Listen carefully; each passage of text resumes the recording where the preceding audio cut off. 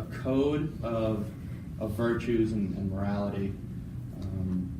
I was just curious what these virtues would be based on in your utopian conservative society.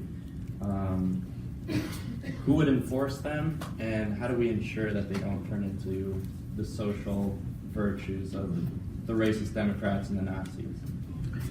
Very good question. So the answer would be yes, we would have free market economic policies. Now, I'm not against the idea of a safety net, and so we're not talking about laissez-faire, we're talking about free market policies tempered by a recognition of the government having a basic provision for the truly disadvantaged. Okay, now with regard to virtue, my view is that this is not the province of the federal government at all. The government is not in the virtue business.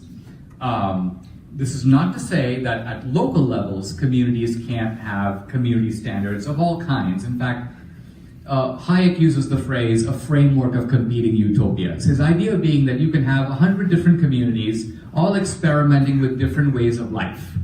And his point is that people are free to move between them. And so essentially communities that work will flourish, and communities that won't will become desolate. People won't want to live there. I see virtue as something that should be cultivated in the family, in the church, in the little league, in what Burke calls the little platoons of our society, the private sector.